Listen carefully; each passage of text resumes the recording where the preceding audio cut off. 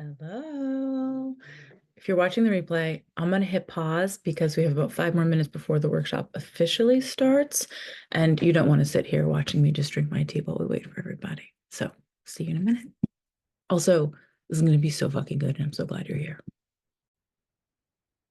All right, it's go time.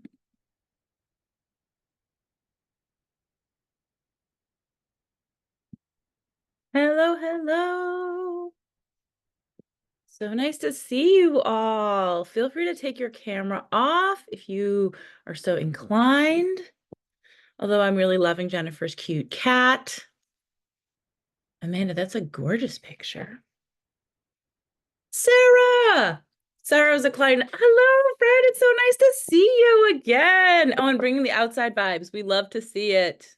It's good to see you too. I'm excited to be here. Thank you. Thank you. Hello, Jennifer. Welcome. Hello. We'll give a few minutes to, let folks trickle on in. I'm gonna actually pause the recording so replay folks don't have to just hear a ton of chit chat.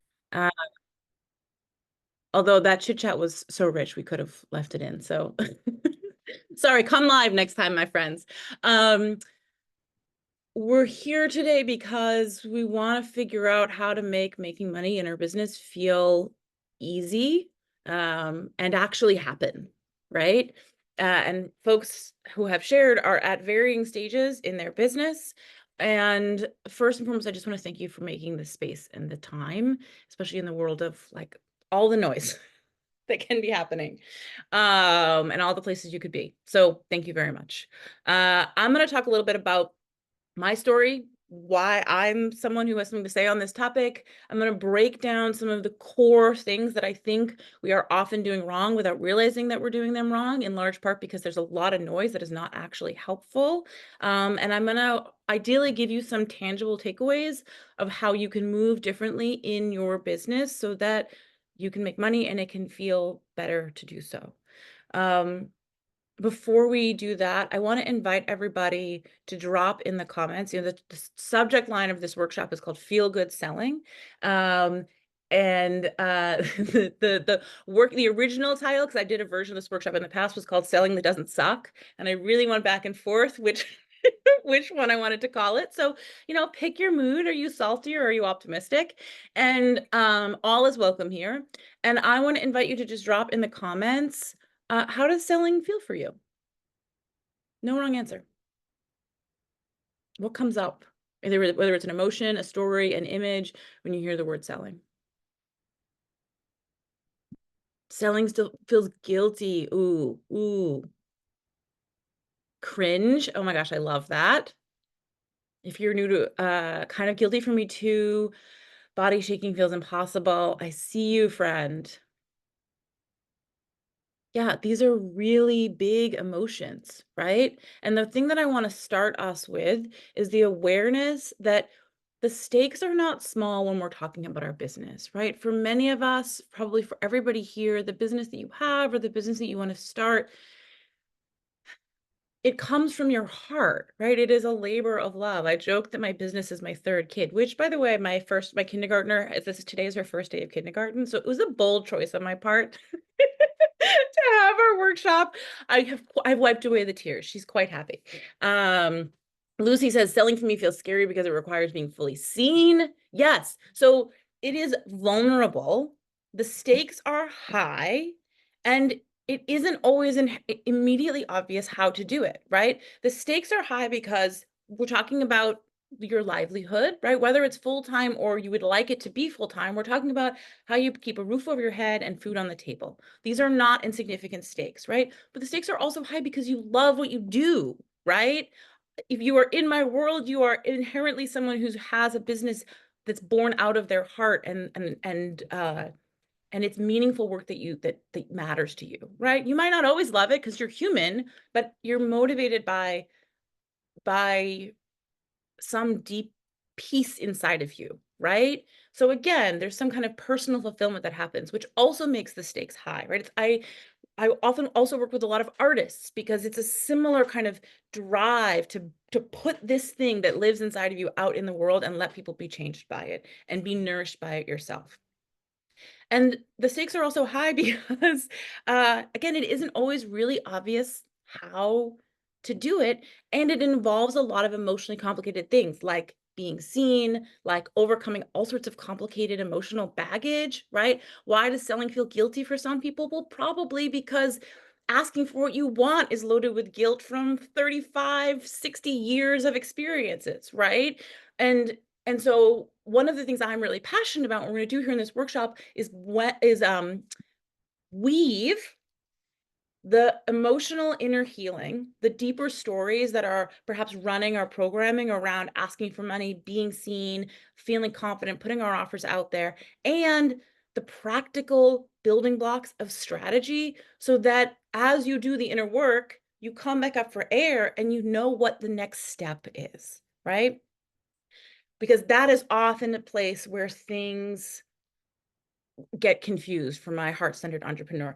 Ellen says, it is exciting for me and anxious making both. Ooh, Ellen, thank you for sharing that because that is such a good point. As someone who has been selling or teaching people how to sell for 20 years, I'm always a little nervous before I get on a consult call. Every single time. It is fun. I have a ton of confidence.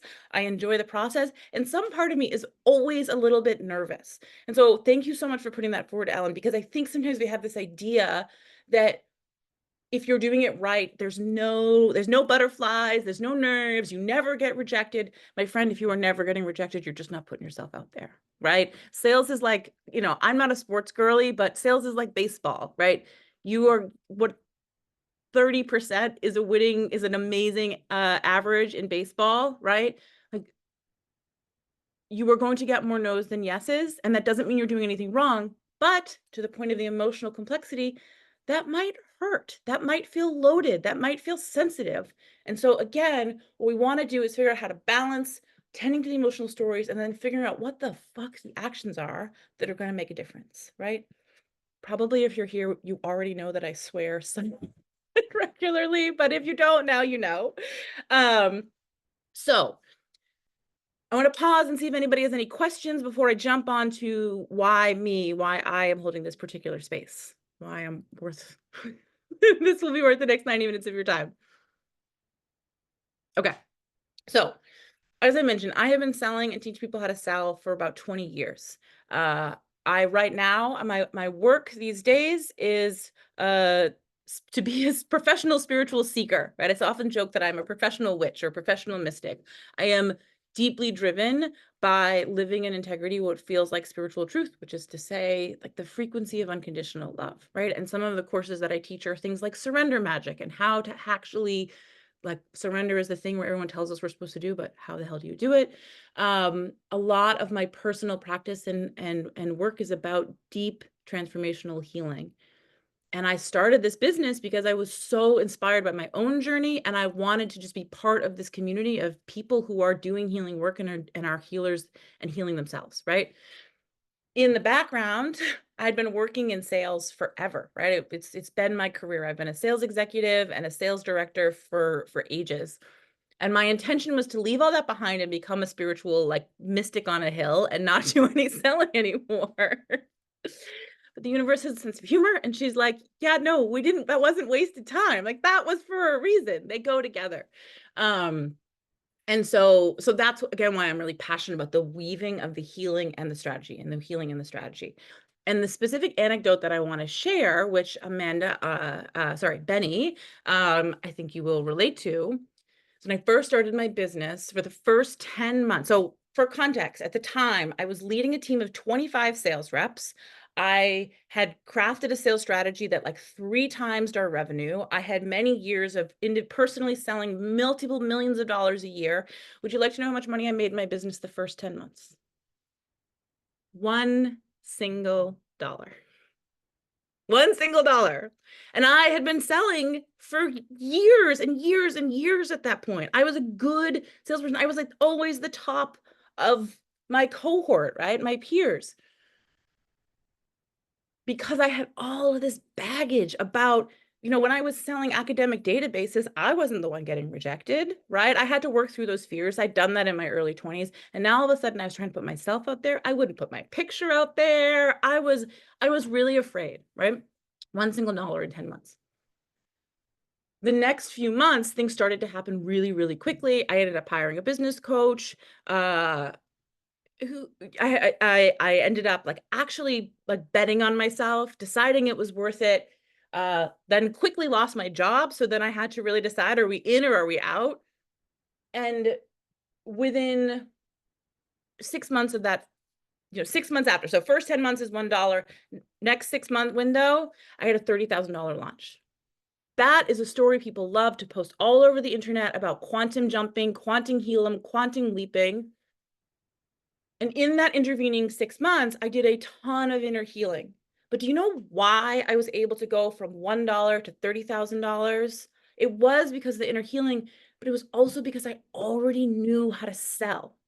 So when the inner stories were lined up, I could just fucking go and take off because I already knew what the building blocks were.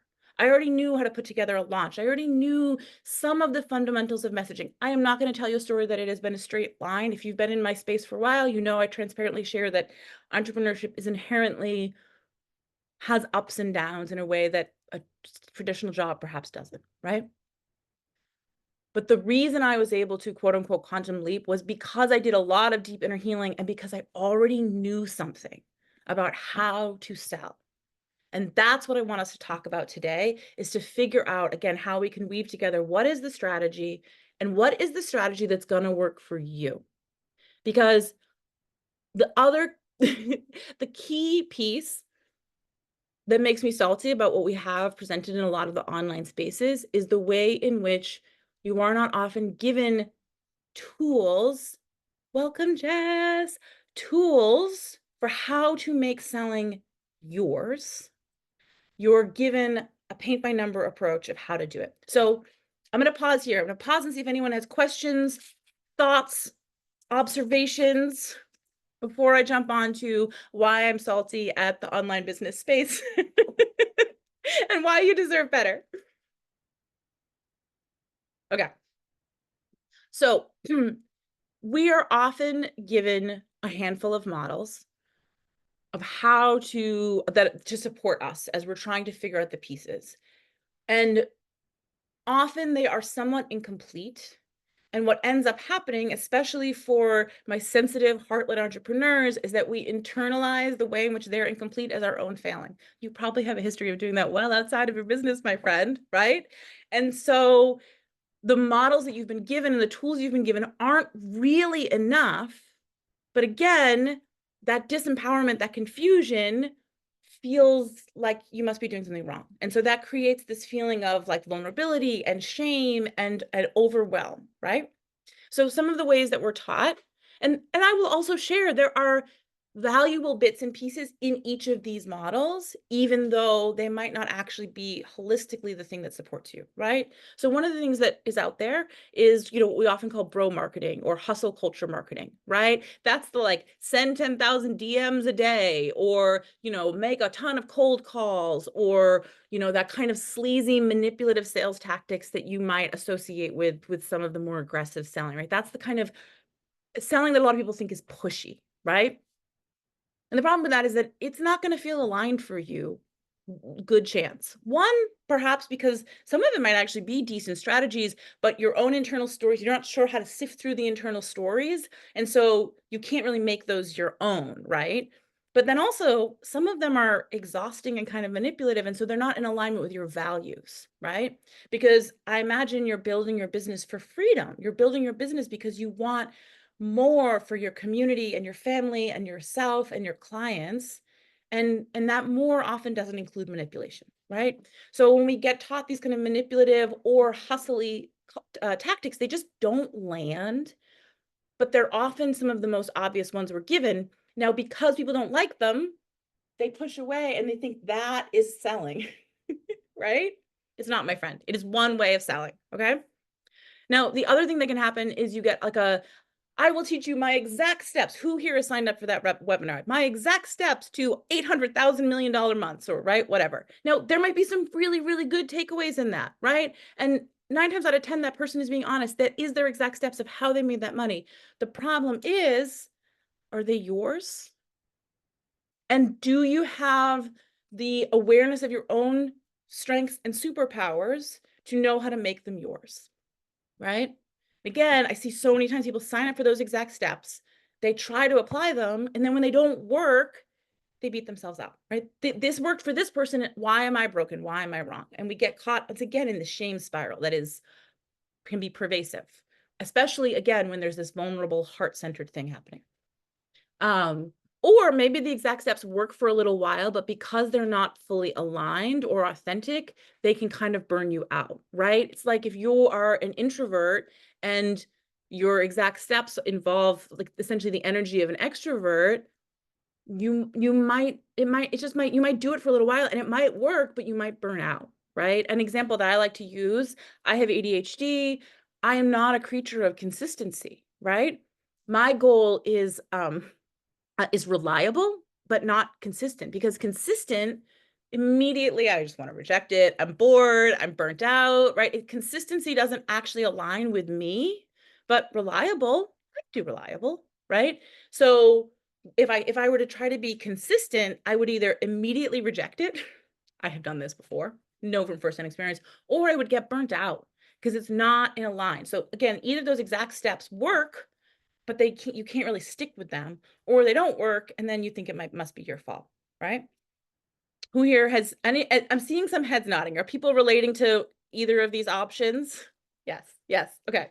So the other thing that happens, especially if you are a spiritual entrepreneur, if you've been in the kind of spiritual online business space, are high vibe only manifestation mastermind spaces, right? This is where you're going to learn how to manifest, how to, get in alignment, get in the frequency of your desires. It's a lot of kind of mindset, some inner healing.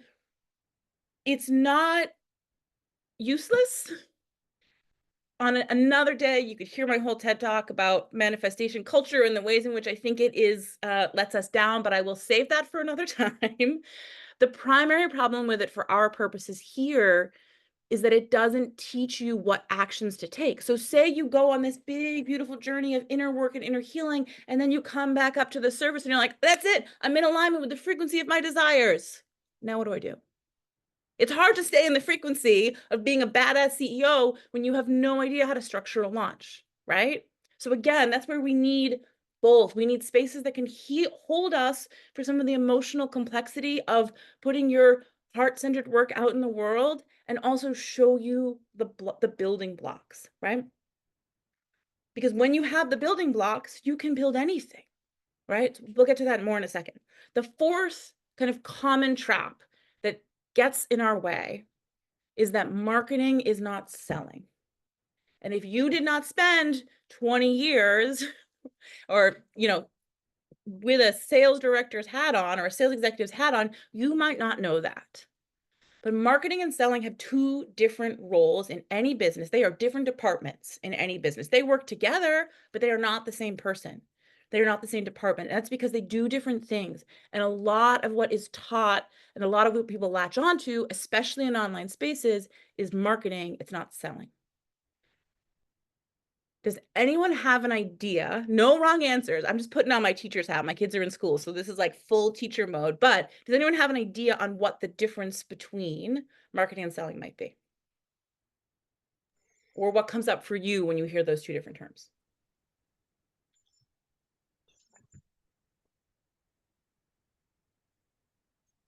Okay, I'm jumping in.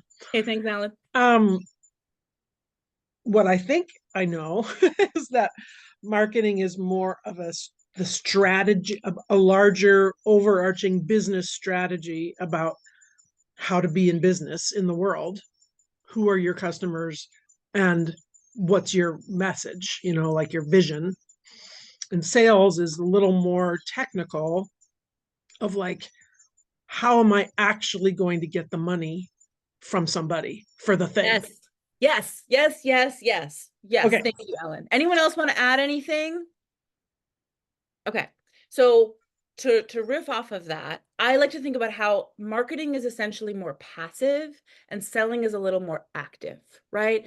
You've all heard people need to know, like, and trust you in order to buy from you, and that's totally true. That's marketing, right? When you go out there and you post like The other day I was sick and I made a silly TikTok video doing the apple dance with my daughter, which if you're on TikTok, you might know what that is, right? With my 5-year-old. That is just like me being a goofball, letting the world know who I am. And if you also think this is goofy, maybe that makes you feel more comfortable with me. And also it was really fun to make, right? Mostly I made it because it was fun to make.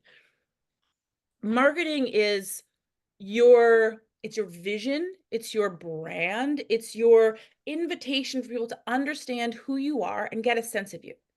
Sales is your direct invitation to say, hire me. So it's scarier because you're putting yourself right out there and you can be rejected. Marketing is passive because you're just kind of hanging out, doing your thing, telling people who you are, occasionally saying, oh, by the way, you can hire me. It's a totally different vibe than sales, in which, as Alan said, it's kind of there can be this kind of tactics element to it where you are intentionally inviting people to hire you, and you are potentially lining up a number of steps in a row to make it easy for you and for them to say yes to hiring you, right? Now, from an emotional perspective, marketing is much easier because it doesn't run the same risk of rejection, right? And this is coming from somebody who got her boots in sales by literally knocking on professors' doors and just inviting myself into their room to talk to them about their textbooks, okay? So I understand that rejection is uncomfortable because I was forged in the fire of it. Although being a door-to-door sales rep at a college campus is much easier than like the poor dude who has to come and try to sell me solar panels at my house. But the point is, I understand that it is not comfortable, but we have to acknowledge that marketing is this passive invitation and sales is a direct invitation. And the reason this is important and different is because if you have a huge audience and a strong marketing campaign, you might have people just like doop, doop, doop, doop. I don't know where they're coming from, but they're coming from.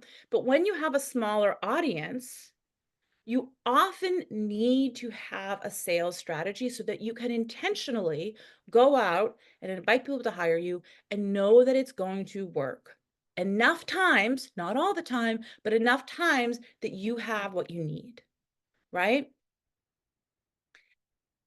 Winning strategies have both. Marketing is really valuable because the stronger your marketing game, the easier your selling game is. Because if people already have like a really fun, it's that people really doesn't necessarily have to be fun if that's not your brand, but if people already have a strong brand association with you, people already do have that know, like, and trust factor, then when you come out with an offer, when you come out to explicitly sell, they're like, oh my God, yes, I can't wait to give you my money, right? So it's not that marketing is irrelevant.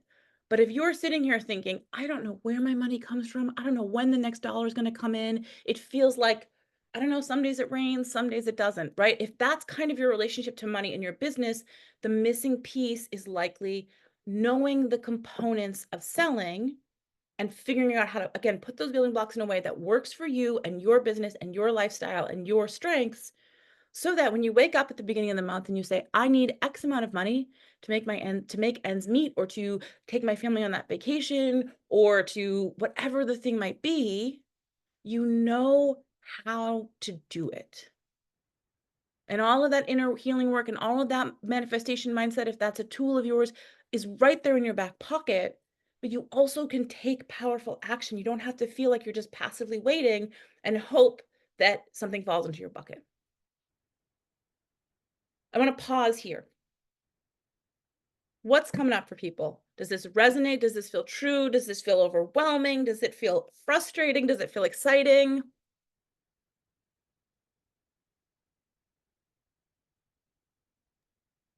I would say as a generator, this is very, very relevant to me because I'm always in like this like waiting, receiving mode. But then it's like, okay, but then what are we receiving? And then what? You know?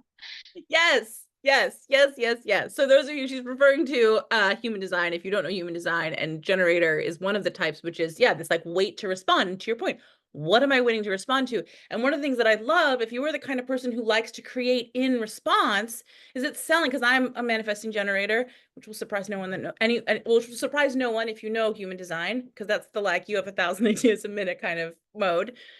Um, if you are someone who likes to create in response, selling can be really, really fun, because what we're going to talk about in a second is that really good selling is connection. It's conversation, it's community, right? It's not necessarily you standing up on the mountaintop, hollering into the void and hoping somebody hears you. Although maybe some days it feels like that, because again, you're human, but it's feeling empowered to be in connection with your community and invite them to hire you, which we're going to talk a little bit more specifically about. Um, uh, we're gonna talk a little bit more in a second. Benny is saying, I never thought about this distinction between marketing and sales, so this is quite exciting information. Yes, and I bet because you shared so beautifully in the beginning, the frustration you've had with the start of your business, where you're doing all this free stuff, you have this really robust community, I have no doubt, but it hasn't felt clear to you to put the building blocks together to figure out, like, well, what do I do to actually get them to hire me, right? And again, some of that's going to be some of that mindset work about, like, am I worthy? And can I charge money? And what if they don't like it? And all of those pieces that come up with this work. But also some of it is, what are the pieces, right? Any other kind of thoughts or questions or curiosities rising for people at this point? I was, when you were talking about it and you were like, it's connection and it's community, I immediately go to like social media, and then I'm like, that's just exhausting, and I just don't want that kind of community. But I know that it's part of the way, you know, and like a lot of us, if you're part of Boston Business Women, you hear Christina like make a Facebook group. And it's like, whoa, that's just like more shit layered on with shit, layered on with shit. And it's like, so I think having a really clear marketing message and brand can help make the sales a whole lot easier, and possibly maybe the social media stuff easier too, although that doesn't resonate very well with me. So yeah. I can tell you why. Thank you so much for sharing this. And I can tell you why, because I'm lucky enough to have had a really juicy conversation with Jess a couple weeks ago. So I know a little bit about Jess's beautiful business. And so the reason social media doesn't land for you is because it's not your it's not your primary strategy. I can tell you that right now. Your primary strategy, because Jess has a product-based business, your primary strategy is not selling one-off things to individual consumers, although you might eventually grow to that. Your primary strategy is going to be figuring out the ideal client that you can sell in bulk to, right? Because you already have those, that's what's already working, that's what we're going to turn the volume up on, right? And so one of the first things that I love to do is figure out, like, what is already working in your business, right? Whether it's looking at where your revenue is actually coming from, whether it's figuring out, like, what is the people come to me for? And this is how I ended up teaching about money in business, right? I was trying to get out of the money in business game. And every single person who came to me was like, oh, and by the way, I'm trying to start a business. I was like, okay, well, I guess this is what's working, right? So sometimes it's looking at the kind of people who are already coming from you, and then figuring out how to turn the volume up on that and do more of that. Sometimes it's looking at, where are your existing customers coming from, right? For example, if all of your customers come from referrals, great, let's do social media, but how can we do more of referrals? If that's working for you, how do we get it to work better, right? And common advice because my husband has a corporate job, and he had to, he got an invitation to do some professional training, professional development.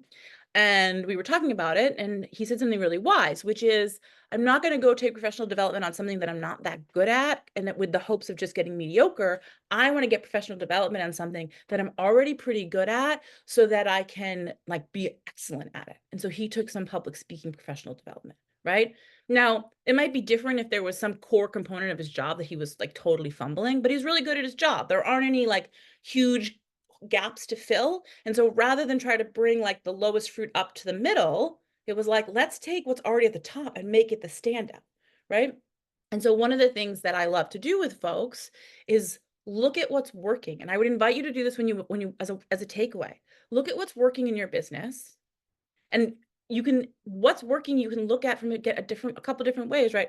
Where's money coming from? What feels really easy? Like, what could you just do in your sleep? What do you get the best results from? What do people tend to come to you for, right? Any of those ways you want to ask that question. And then how can you do more of that? How can you reinforce that? How can you turn up the volume on that rather than try to go build a whole nother leg? Now, sometimes there's a place for building another leg.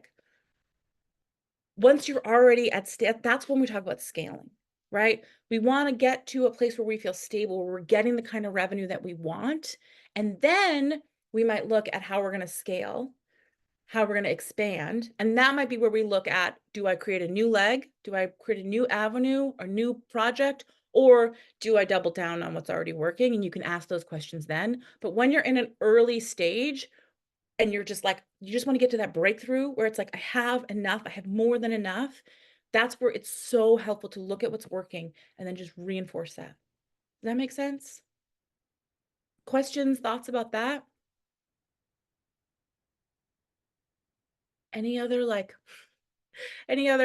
percolating? Oh, go ahead, Jess. Yeah. So, I don't, it might be for service also. So for me, I have a very small product line, right? I have a very small offering. And there's probably like 3 things that do really well in that menu. Mm-hmm. How do I, and I want to like expand on that. Does that mean that I cut everything else off? Okay, this is That a I great, don't put energy towards that? yes, this is a great question, and one that I myself have had to ask in my own business a lot, because as I mentioned, I am an idea generator, right? Like I always have a new idea, a new offer that I want to run with. And so if you are the kind of person who, either in Jess's case, she's got a product, well, she has a handful of products, or you're the kind of person who's always got a new idea and likes the thrill of the new idea. Or maybe you've just tried, there's a period in your business where it's not uncommon, where you're trying a bunch of different things. And that's really valuable because that's how you figure out what your signature strengths are, right? And then there's a point where ideally you have enough wisdom about yourself and your strengths, or the beginnings of that kind of wisdom where you can get clear about these are my real money makers. And you can decide. Some people swear by pick one thing. There's a really beautiful woman named Rachel Rogers. I highly recommend her book. It's called We Should All Be Millionaires. Her whole work is about how to get more money in the hands of Black women, people of color, queer folk, women. Like, she's amazing. And one of the things I've heard her once on an interview is like, the fastest way to $1 million is pick one thing and just get really, really, really, really good at it, right? So that works if it works for you, right? But some people would just, myself potentially included, and I don't have $1 million, so maybe she knows something that I just don't know yet. Very willing to admit that because she's very brilliant. But also, I love the making, right? And it doesn't feel aligned to only have one thing. Although I do have certain things that I recognize, these are my money makers. And then these are the things that maybe I do for fun, or these are the things that I maybe do because then they invite people in to my big money makers, right? And so this is where we talk about, like, in online courses, people talk about offer stacking, right? So that's one way to think about it, how one thing might lead into the other. So for you, Jess, what you might think about is just getting clear on what are the products that are making good money?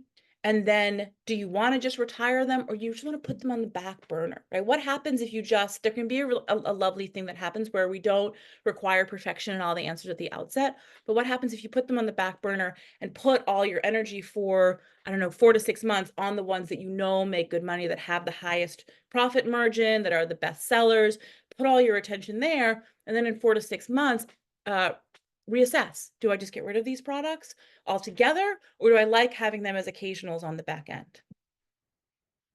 And maybe, again, you also might look at the price, the profit margin, right? Maybe some of them you like having, but they're not making enough money, and they're like really like special. Look, you're my most loyal customers. You know how great my products are. These ones they have to double in price, right? Does that kind of help answer your question a bit? Yeah. Any other? You're more than welcome. It's a nice intimate group, so you're welcome to throw your own business in the hat, because as I'm sure a bunch of you were just nodding along to Jess, even though you don't have product-based businesses, these questions are a big part of how we learn, which again is why, I didn't even tell you this part yet. I get so excited about teaching that I forget to do some of the selling part, which is that all of this is an invitation into a group program that's called Thrive. Y'all, you don't have to be perfect. I was supposed to tell you that at the beginning. Oops, no big deal, right? Which is also the fun thing that gets to happen when selling is easy, is you don't have to feel so perfect about it all the time. You don't stress out, you don't shame spiral when it's not perfect, right? So the group program that you're all being invited into is called Thrive. It's 4 months, and it is blending this mindset mastery that we're doing some of here with the building blocks and the strategy. And it has a really robust online curriculum for you to walk through yourself, the most robust I've ever made. I'm super in love with it. And we're gonna walk through what we're doing here, but at a deeper level. So if this is resonating with you, you will get all of that information in a follow-up. Okay.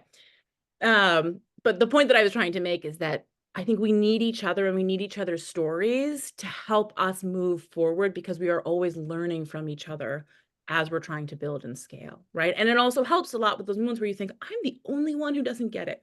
You're not, friend. You're not.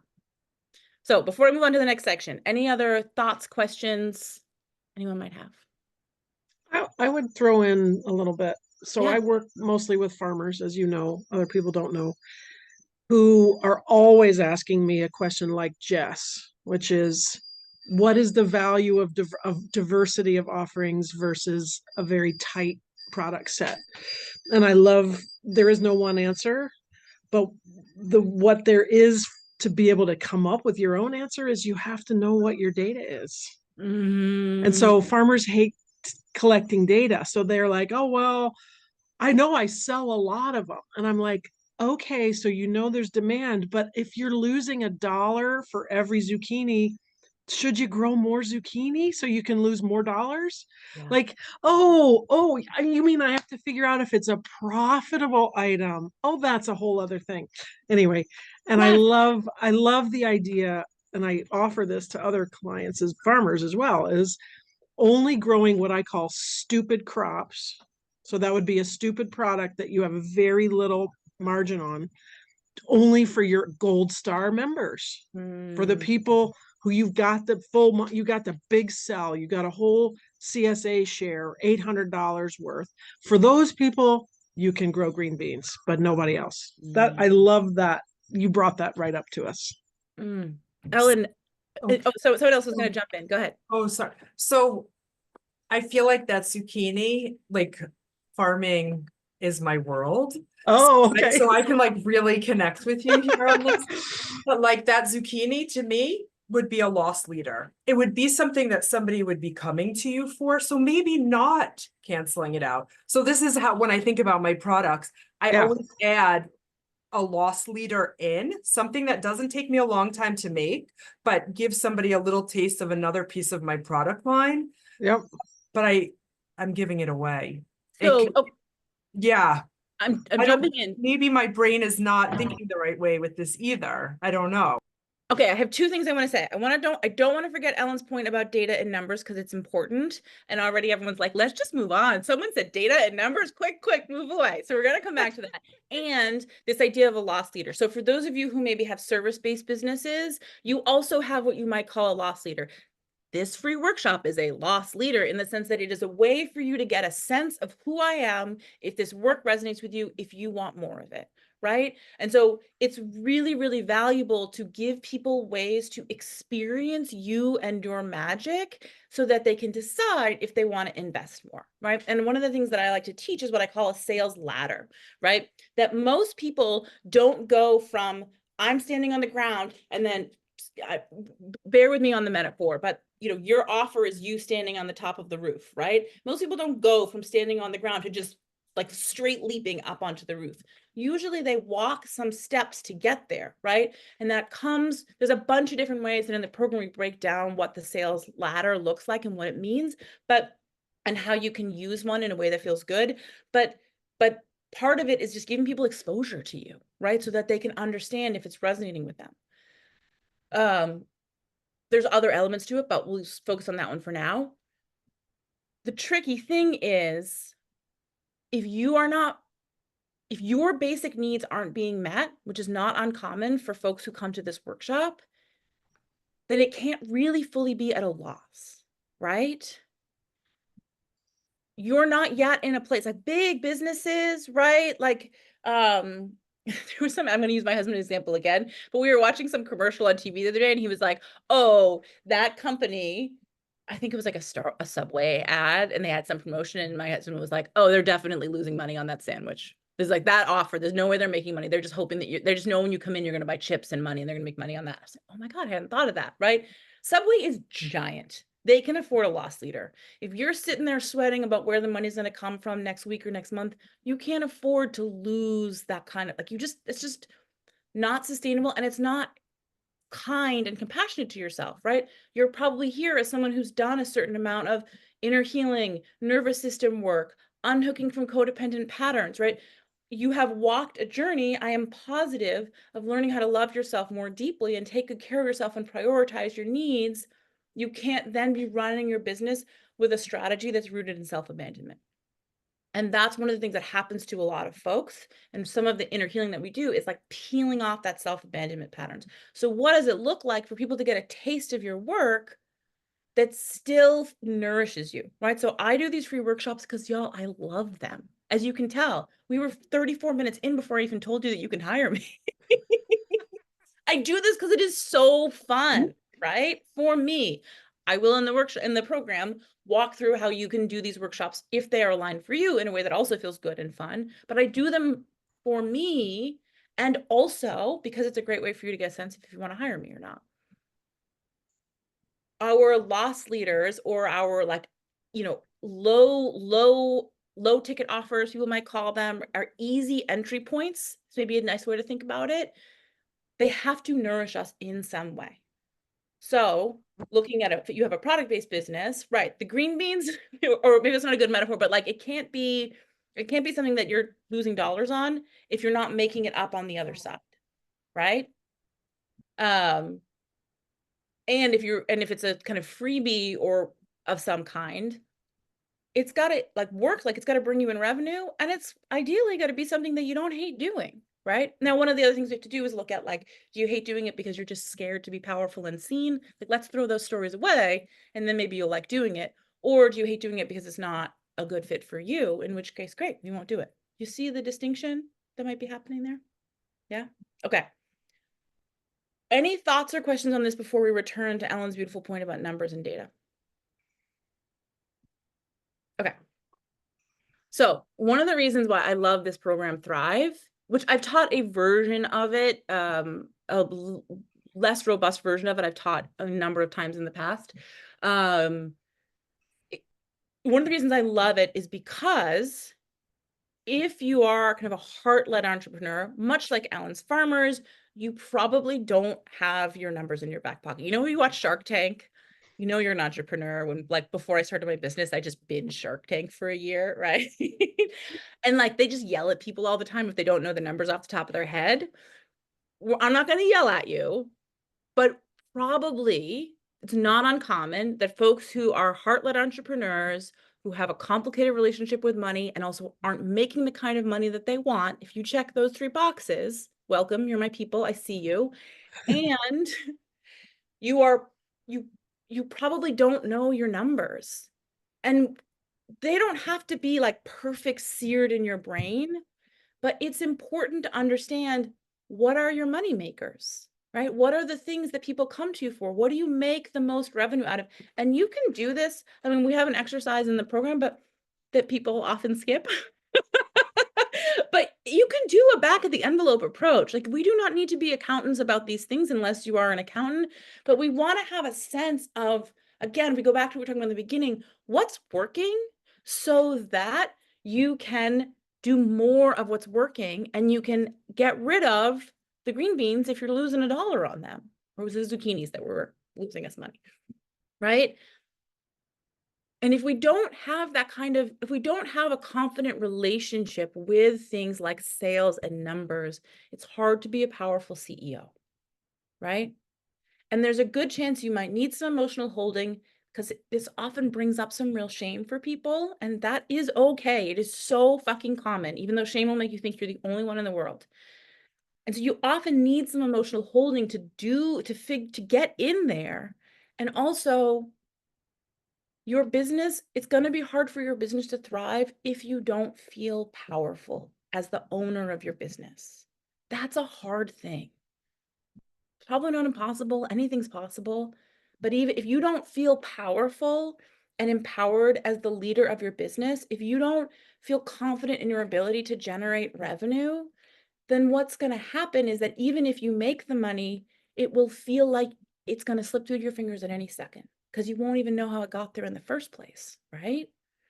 And even if it doesn't ever go away, your experience with it will probably be one of a lot of anxiety, and you don't deserve that anxiety. So in the off chance you make it big without really knowing how you got there, it won't feel safe, right? But if you know how to be powerful in your business, which looks like knowing what's working, knowing how to dial in on what's working, put together the building blocks of a good strategy, then you're in charge. And when you have that kind of rooted, embodied empowerment, the sky's the limit, my friends. And those of you who are here, whether I know you personally or I just know you because, again, I got a type. You are not a stranger to doing deep inner work. I guarantee you, the deep inner child you are healing you have done is way fucking scarier than learning how to sell. I promise. I promise. They might be a little connected. And so one of the reasons learning how to sell might be scary is because they're not totally separate, but you have done far scarier things than learning how to put your offer out there, knowing that some of it's going to be rejected. And that's fine because some of it will also be like, party streamers. Yes, please. This is exactly what I've been looking for. Right? And that's all you need. Right? Pause. Thoughts, questions, observations.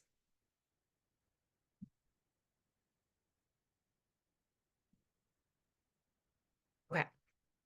So what I want to do next is talk about, we've gone in a couple of different directions, which is why I love doing these things. I want to talk about, if we have time, we'll see, three, because this goes until we've got another 40 minutes. The three core pieces that I think I want to invite you to take away that are some of the building blocks of good selling. Okay. Now, the number one piece that I want to start with, I made them all start with a C, so that felt very fun. I got some good alliteration going for us. The number one thing is consent. Okay. So often people do not like to sell because they think that selling is manipulation, it's pushy, it's icky, right? You have probably had experiences where someone, didn't respect your boundaries, where they made you feel small and like, oh my God, you need this, you'll never get where you're going to go.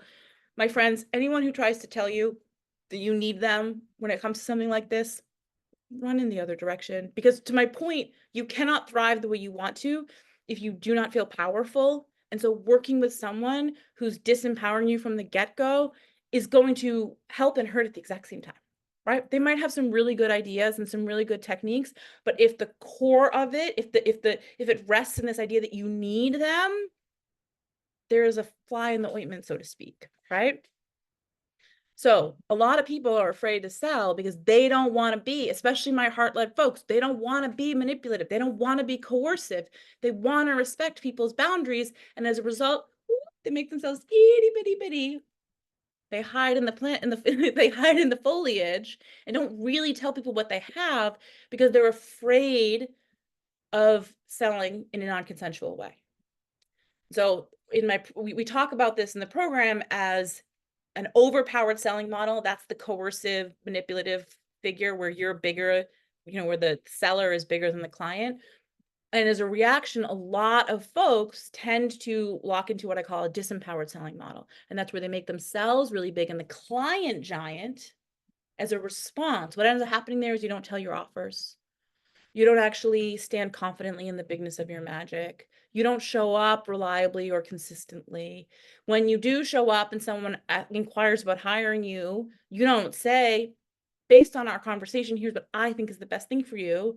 You throw the poo-poo platter of offers and say, I don't know, you pick, tell me what you want, right? Or someone comes to you and you know that they need like your like big kahuna top package, and you say, well, maybe just try this one 90-minute session with me for $100, right? Which, sure, that's going to be great. And also, meanwhile, you know what they really need is 3-month deep dive, but you don't actually even put that forward because you're so afraid of being bigger than them that you make yourself smaller than them. One of the things, first of all, this doesn't work. Doesn't make you good revenue. Bye, Jess. Mwah. We'll see you. This does, yeah, and yes, there'll be a replay. It'll come out later. The disempowered sales model, it doesn't work, right? Because you're not even telling people how to hire you. And when you are, you're doing it in this like sweet little mousy voice. And it doesn't work because how can people trust you to hold them? For those of you who do service-based or transformational work, if you're making them bigger than you, right? They need to be able to trust you.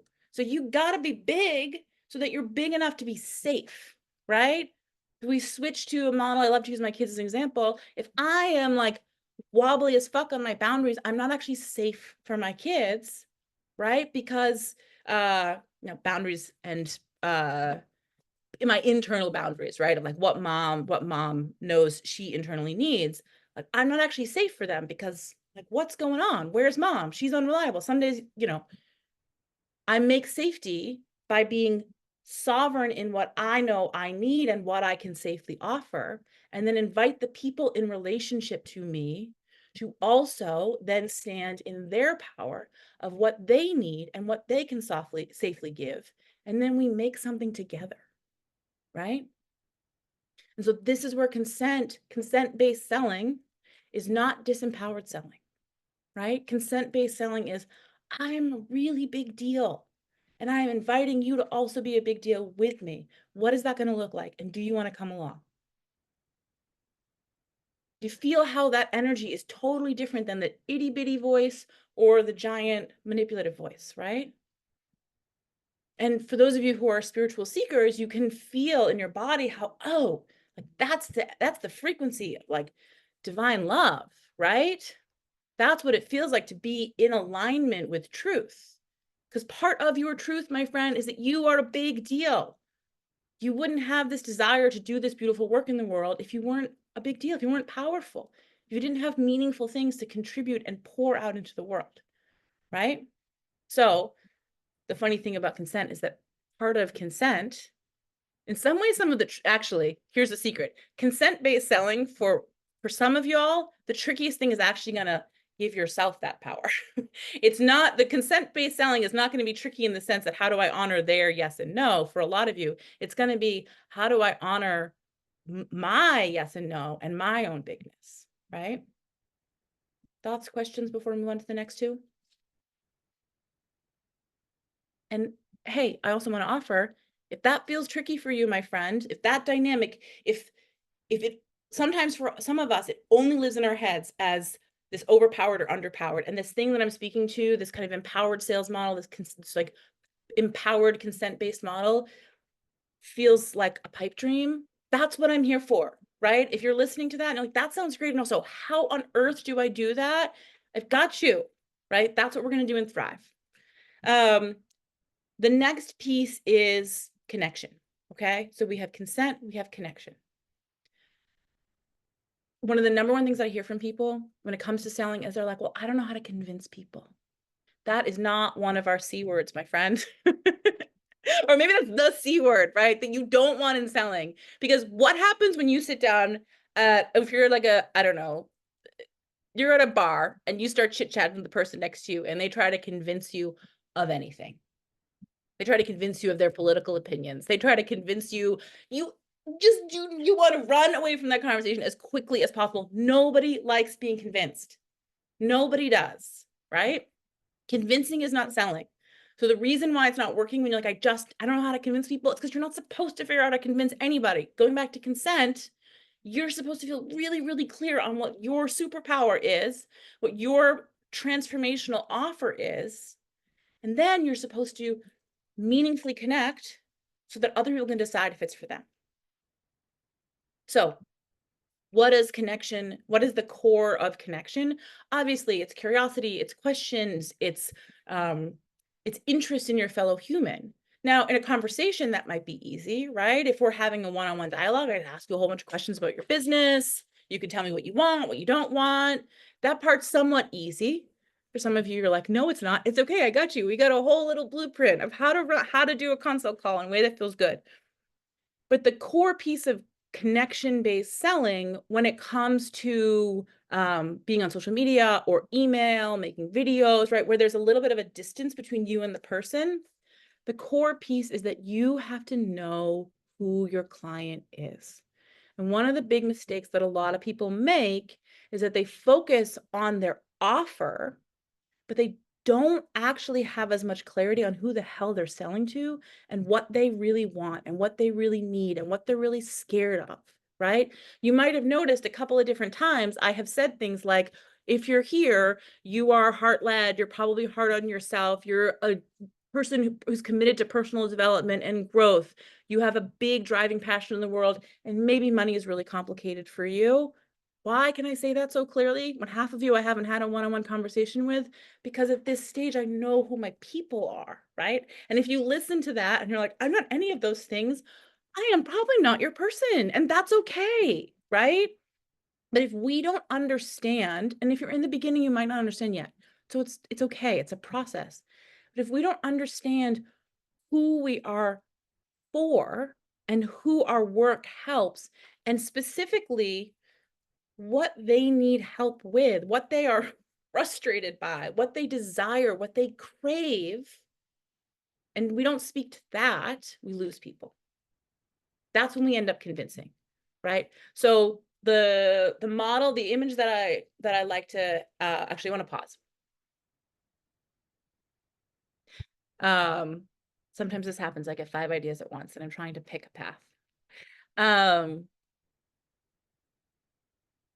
I want you to think for a second of what your offer is. You pick one of them. And I want you to imagine that your offer is a bridge, okay? On one side of the bridge is where your client lives. And on the other side of the bridge is where they want to go, okay? You are an exquisite bridge builder. You are like, you know, the Beyonce of bridge building. But nobody actually wants to buy the bridge. So the problem that so many of us run into, especially when this is a huge passion of ours, is that we spend 90% of our time selling the bridge. Nobody gives a shit about the bridge. That's the problem. You do. It's why you're so good at what you do. But what people really want is to be seen and understood on the side of the bridge that is hard for them. And they want you to speak the possibility and truth of where they're trying to go. Because not everybody wants to get to even the same place, right? There might be 5 different types of people on one side of the bridge, and you have one specific invitation for them, right? So maybe it's for 20% of the people who are on that side of the bridge. So visualize your bridge, and then what is their emotional experience where they're standing? What feels hard? What feels complicated? What feels painful? What have they tried? How have they tried to get across this ravine before, right? What have they done that didn't work or that partially worked? And what do they want? What keeps them up at night? What do they know is possible? What do they believe in? What do they want more of? Intimately connect with who your person is. And the mindset reason why a lot of us don't do this, actually, in all transparency, is because we're scared. Because if we see really clearly these pieces, and some of it is just, we just are so excited about our bridge that we just don't realize that no one else cares the same way. But some of it also is that we're scared. Because to the point of rejection, the more specifically you speak to who your client is and what's possible for them that you can help them with, the higher the likelihood that someone's going to come along and say yes and then be disappointed in you. And if you don't really articulate who they are and what is possible if they walk across your bridge, if you're vague about that, if your intention is not crystal clear, You don't really have to be accountable the same way. So your offer is less powerful. Your invitation is murky, but you're safe from rejection of people being disappointed in you. It is so human. It is so common. I teach this, and just a month ago, I was like, oh, I'm doing the bridge. I'm doing the thing again. The number of times that I'm like, oh, I've been selling the bridge. Oh, I've been afraid to really acknowledge who this is for and what's possible for them. So this is a process. This is a work in progress. But this is so connection-based selling, when you're not knocking on people's doors, looks like this. It looks like being so curious and open-hearted about who your people are, that when you speak, they see themselves in your words. And it is vulnerable, and it also makes all the difference.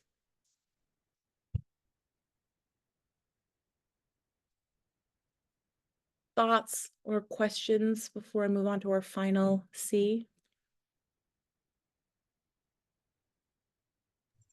I just love what you're teaching. I've never thought about it that way. I've never heard about the bridge, but it just totally makes sense. And I love the invitation to be large. I say that as a 190-pound woman, where largeness is a daily part of my life. But you're exactly right. Like, what the fuck are you doing? What is it that you're willing to risk? Yes. Let's play big. Yeah, I love it. Yes. Okay. Well, first of all, thanks for the tee up to our final C, because yeah. that was great. And also, of course, you love that because Ellen and I share the same mentor who passed away a couple years ago. His name was Will Wise, and this school of thought is very Will Wise informed. He has a whole beautiful teaching around intention that has very much formed that little lesson. So I'm not surprised you loved it.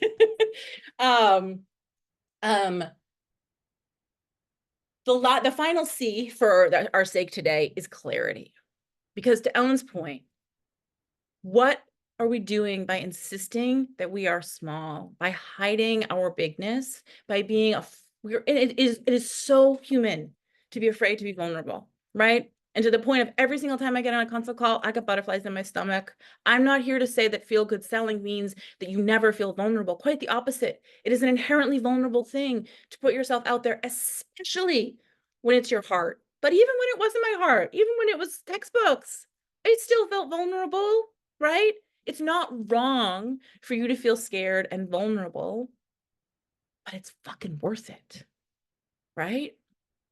And so the final C is clarity, because it's about seeing yourself clearly. A lot of us play a game that has some kind of codependent roots where we're waiting for our business to tell us that we're big. We're waiting for the moment that our business is so big and successful that then we give ourselves permission to be big. We're waiting for the moment that we have so much success that there's no room for doubt anymore, and now we get to be big, right? And so we stay in this in-between, 1 foot in, 1 foot out place, which again, I don't want to make wrong, but it's kind of boring and you're probably frustrated and sick of it, right? You've been there for a while. It's time to move on. It is vulnerable work to put yourself out there, and it is maybe the most vulnerable work to be willing to see yourself clearly.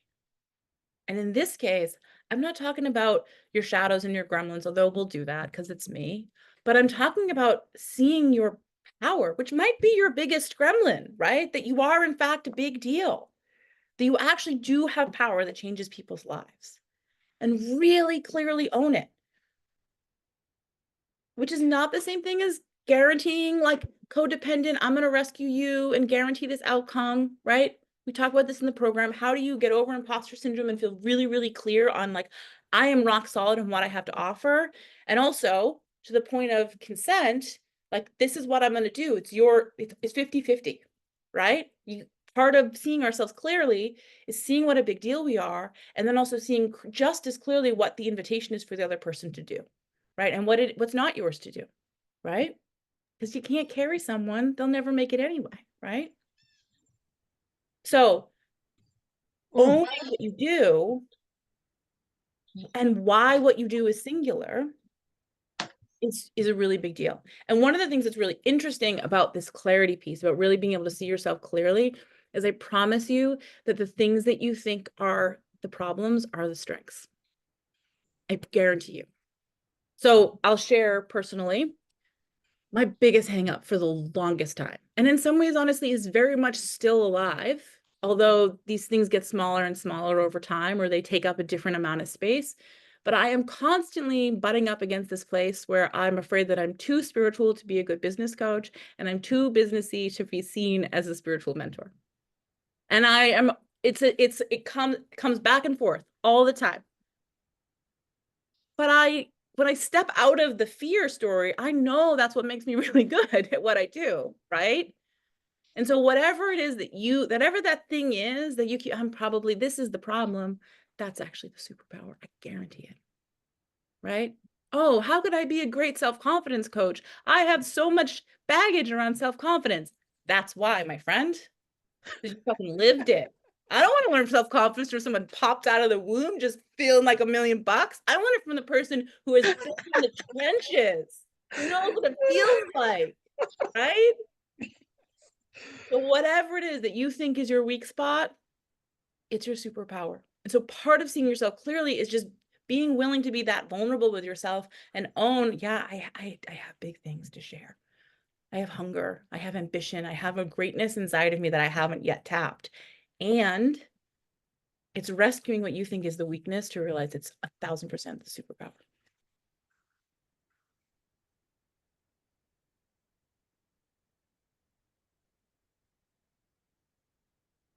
I want to give you a moment because we have done a lot. We've covered a lot of material here. I want to invite you to put in the comments or in your notebook, what is one thing that you are tucking away with you from this workshop that's going to inspire you to move differently?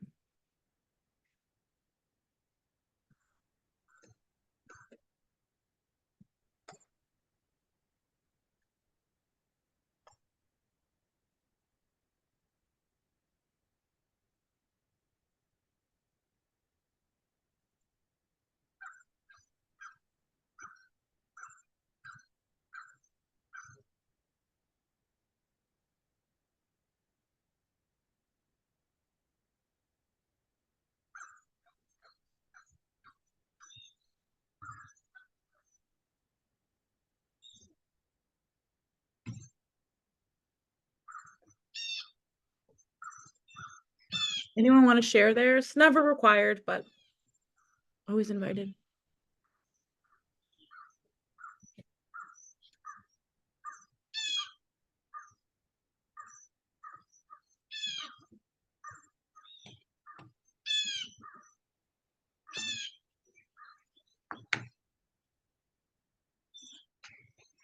Let me ask you this as a follow-up. What's one thing you still have questions about when it comes to your selling and your business?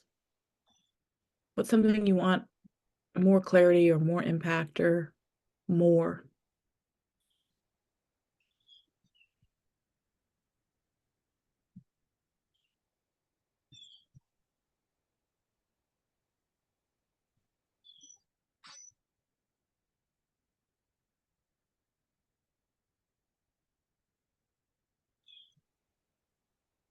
I need to learn my clients more. Yeah. Clarity, really seeing myself where I am, how I've changed, and realizing I'm really good at design. Yes. I have a learning gap of marketing and selling. Doesn't mean I can't do this, just means I have more to learn. Oh, Sarah, I'm so glad you said this because I think this is, I mentioned this kind of briefly in the beginning, but I think this is so important. You probably started your business because you have this passion, or you have this thing inside of you that's like, I want either because I want freedom, right? Time and money freedom, because you have a passion for the work that you do, because you want to live life on your own terms, and because you're really good at the thing that you're selling, whether it's consulting or copywriting or design or transformational services, you're really good at it. But that doesn't necessarily mean you know how to sell. Because where would you have learned that, right? As I just mentioned, I'm still learning this and I've been doing it for 20 years. So if this is hard for you, of course, anything you don't know how to do is hard, right? And when you add in the noise of the online space, which sometimes is helpful because there's lots of great free stuff out there, but sometimes is like loud with how high the stakes feel. And then some social media comparison game where you think everyone else has it figured out. You're confused and you're in a shame spot and you're in a despairing spiral that might have flavors of shame, right? My son is 7, and this was the summer that he learned to ride his bike without training wheels. He didn't know how to do it before. And also, I didn't really know how to teach him, so we did a camp for a week, which was great, which was so much fun. And then we picked it up from there because how else was he going to learn if someone didn't teach him? And I know how to ride a bike, I just didn't know how to teach him, right? I knew how to help once he got the basics down. So if you don't know how to sell, if you don't know these things, it doesn't mean you're not a good designer or an amazing parent coach or an incredible copywriter or the world's best farmer. It means you just don't know how to do these things. And you deserve support. And maybe that's me, and maybe that's somewhere else. Because consent, you know best. But if it's hard, it might just be because you don't know how to do it yet. You got to learn to ride the bike. And the thing about learning how to sell is like riding a bike, it's just a skill, right? There might be some mindset things, right? My son had to learn some mindset to feel really confident about it, but it's just a skill. And once you have a skill, you always have it, right? I sat in a workshop 18 years ago that taught me how to overcome objections. Now, I teach something different because I don't think we overcome. That's go back to that manipulative, coercive tactics. And I have a really, I think, fun and unique way of teaching, working with objections. But I first learned how to work with objections in that workshop 18 years ago, right? So if it's hard, it doesn't mean you're not good at what you do. It means you just might not know how to sell. Benny says, wow, taking it all in, connection, the relation to my story, my humans, the bridge, metaphor really landed me. Oh, I'm so glad. I'm so glad. I love, do I have it? I wonder if I can show you in my notebook. I might not be able to find it in time, but I was so fired up about the bridge that I drew it with like a million crazy colors. Maybe I'll take a picture and send it to people later, but because it's a huge module in our program, right? And so it's a whole bunch of questions. And what's fun about the bridge too, is that the way we teach it in the program in Thrive is that there's a whole bunch of questions that we get to ask. So it's not just this like, okay, so I see the bridge and then how do you figure out, right? Once you see it clearly, you still have to figure out what's actually going on for people on either side. And so we spend a lot of time with a bunch of really rich questions to get in there and think about these people that are our ideal clients and what's possible for them from a whole bunch of different angles, so that again, you get to make it yours, because that's what I want for you, right? Is that it feels not just like a paint by numbers approach. And so this is the one other thing that I will say, I offered in the promise of the workshop, the intention of the workshop is that selling can feel fun, because when you know how it works and how it works for you, your perfectionism kind of falls away because you're not that afraid, right? And so this is where I will share part of the offer of this workshop is that I am inviting you all to enroll and Thrive at half off what the cost of the program is going to be. And I'm going to let you know a secret.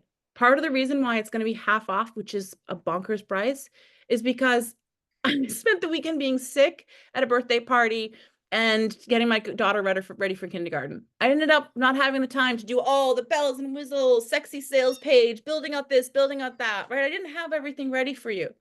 And so an old version might be like, I screwed it up. It's not perfect. No one's going to sign up.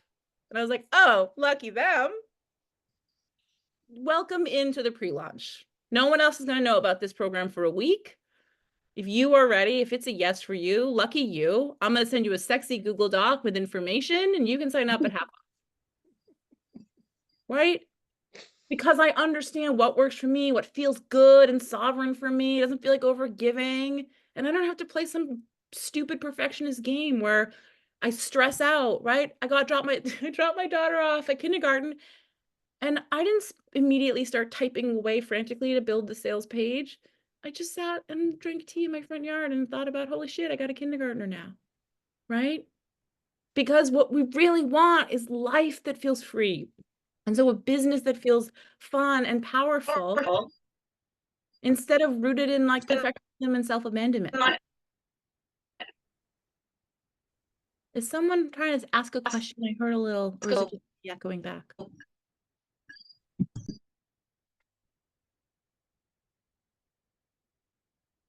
So that's what I want for you. I want you to wake up and not have to feel like a perfectionist. And when roadblocks happen, you just know how to roll. You just make them yours, right?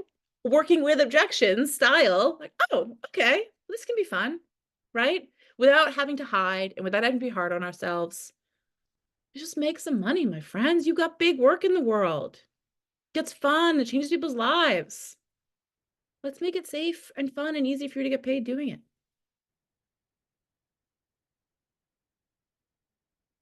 So here is a bit of information in the sexy Google Doc that I mentioned. That full transparency, I'm going to finish up when we get off this call. So check it again in 20 minutes.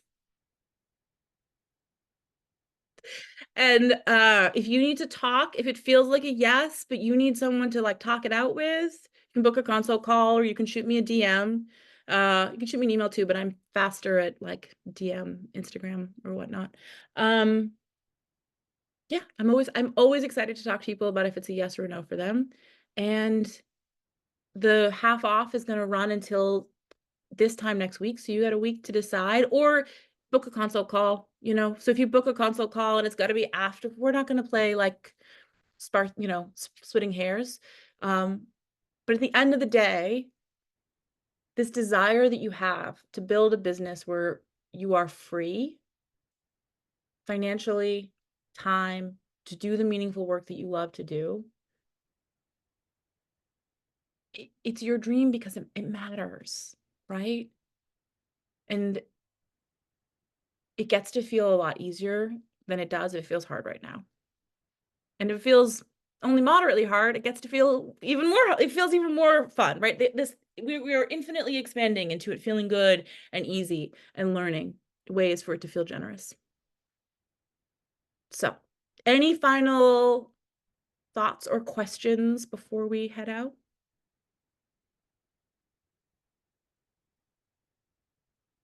Can I ask you to go back over the part? It was close to the end. You were talking about it's 50-50. So we were in the clarity section and like, what are we promising versus like, we can't take responsibility for somebody else's piece. Oh, yes. Can you just absolutely. I said that fast because I was water hosing everyone with information. I thought, yeah, yes. I want to know more about that just for a sec. Okay. So this is what we're talking about. Clarity is seeing yourself clearly, right? And realizing that you have transformational, your magic is transformational, right? Whether it's a product-based business, a service business, like coaching, whatever it is, you change people's lives, right? And one of the reasons people hide from really claiming that their work has a huge impact is because they're afraid they won't be able to deliver, right? That's one of the biggest reasons why we like pull back on our greatness is because we're afraid that we won't be able to deliver or that people will perceive that we didn't deliver, right? That we'll have someone step into our space and they'll be like, this isn't what you said it was. And I want my money back. And I'm telling the whole world that you're terrible, right? Yeah. And that might happen, my friends. I'm not even going to tell you that it won't happen, right? Because rejection is part of this, which I already feel everyone's heart being like, no.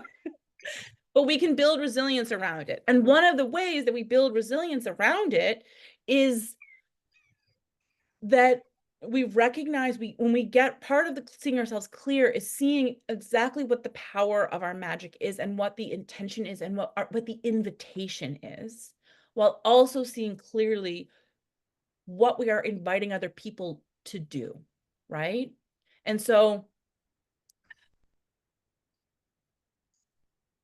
I'm trying to think of how best to speak this.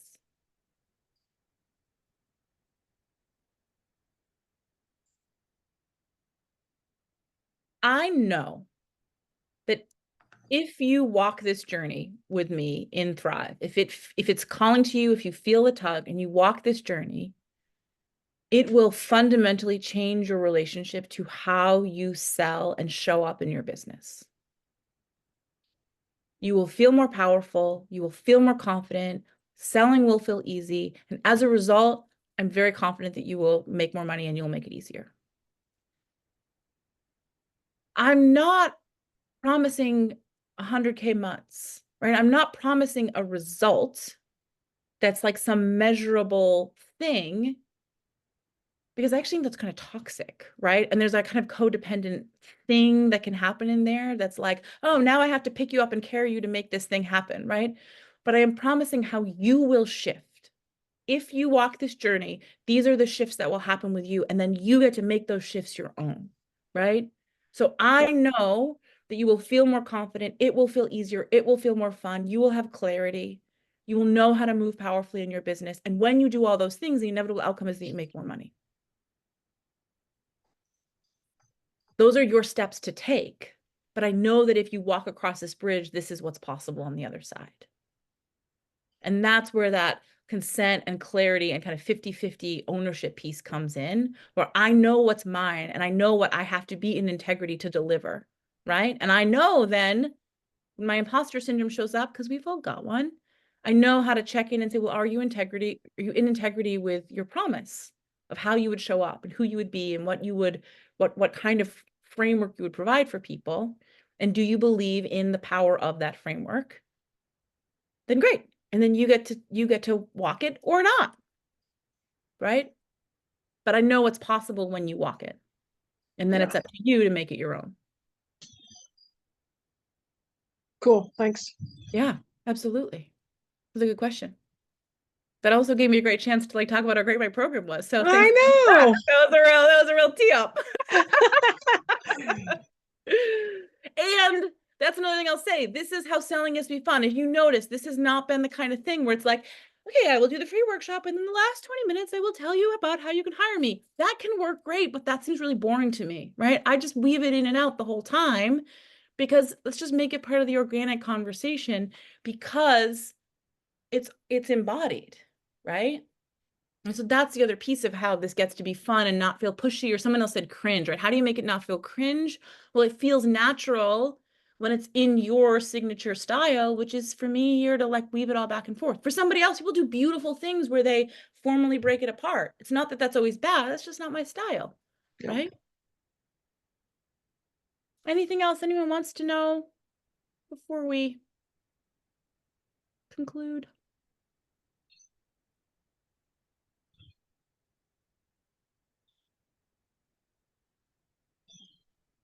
Thank you so much.